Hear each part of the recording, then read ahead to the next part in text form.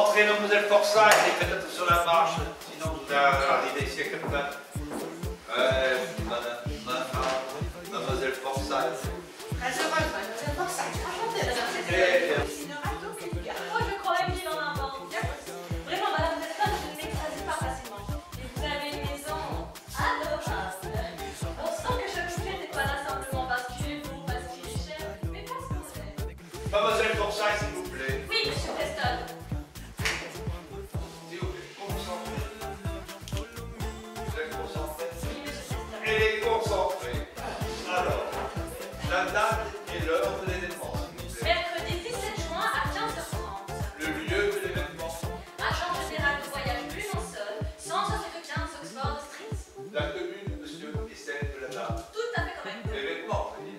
Robe dans les nages légers de chez Florence Bates, couleur amande grillée, ceinture en lézard naturel et sac assorti pour Madame Preston.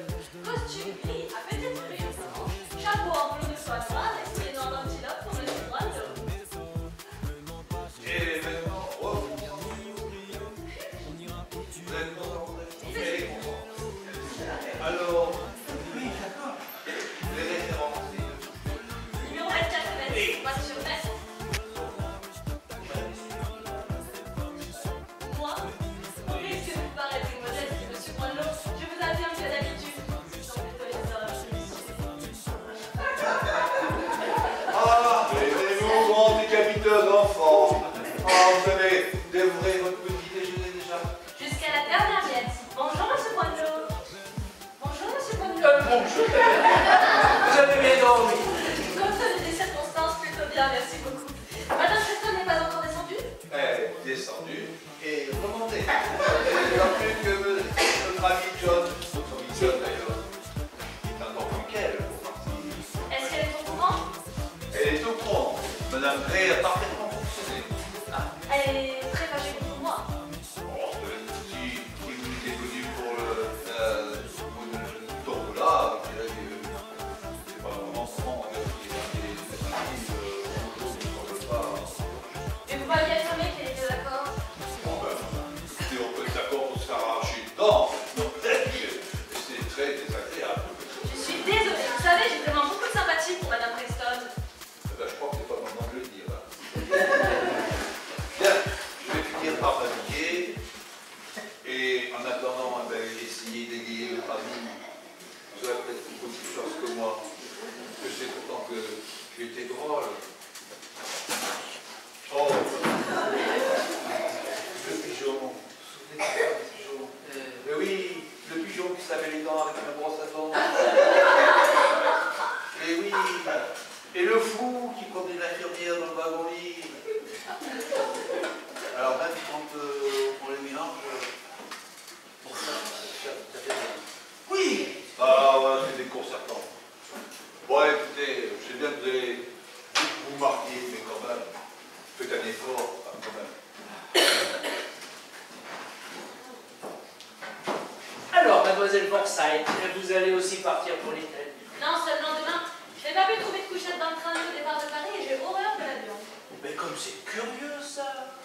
Vous pensez pourtant être tout à fait acquise aux nouvelles conceptions les plus modernes de notre époque, non? Est-ce qu'il n'y aurait pas là comme une sorte de blâme, Monsieur Brando? Vous aurais-je scandalisé sans vouloir? Mais non, déconcerté. Parce que j'ai reçu Monsieur Preston dans ma chambre cette nuit. Ah, c'était un peu stupéfiant, non? Je suppose que quand Madame Preston est chez vous, vous la recevez sur palier? Donc, je vais épouser Madame Preston. Mais je sais, vous avez la manie d'épouser. Eh oui. Vous donnez votre nom à vos maîtresses. Moi, je ne donne à mes amants que mon prénom. Ceci dit, où est la différence? Mais elle est là, justement. Le mariage est une institution hautement respectable. Vous ne croyez pas? C'est vous qui ne le croyez pas, Monsieur Brownlow. Personnellement, je respecte le mariage au point que je n'y toucherai pour rien au monde. Tentez-vous.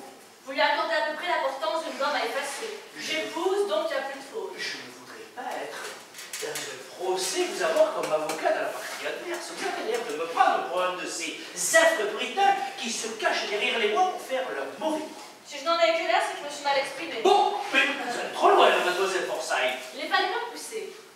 Et je vais aller encore un peu plus loin, en votre honneur, John. John? Vous appelez bien John, non? Oui, c'est vous. Oui, John. Je vais encore aller un peu plus loin et je vais vous dire ce d'amour à prix fixe, mariage compris. C'est que moi, je fais des bêtises, tandis que vous faites des sottises.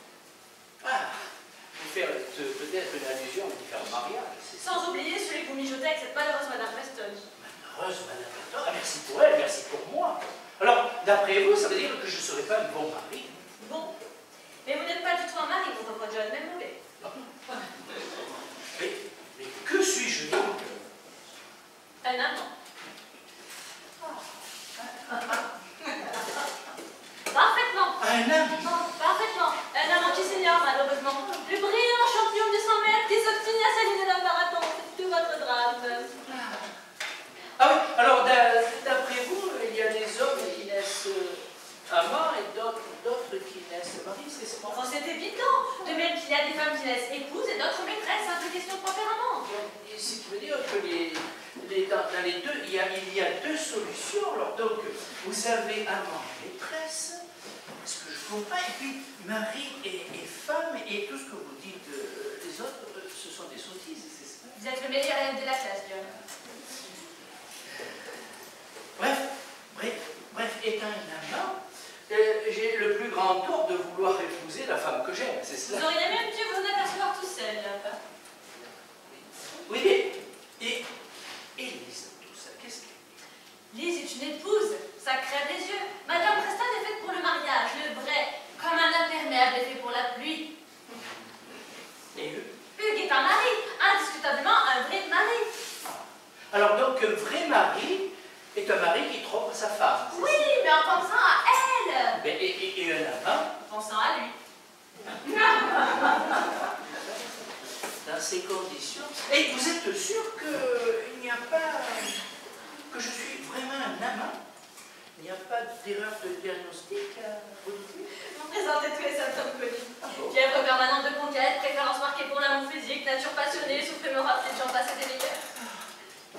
Ah, je me demande ce qu'on attend pour vous confier la direction d'un magazine qui traite des sentiments humains. Fontaine Magazine et téléphonez-moi. Oui, pourquoi pas? Cunningham 3113, le matin avant 9h, le soir à 18h.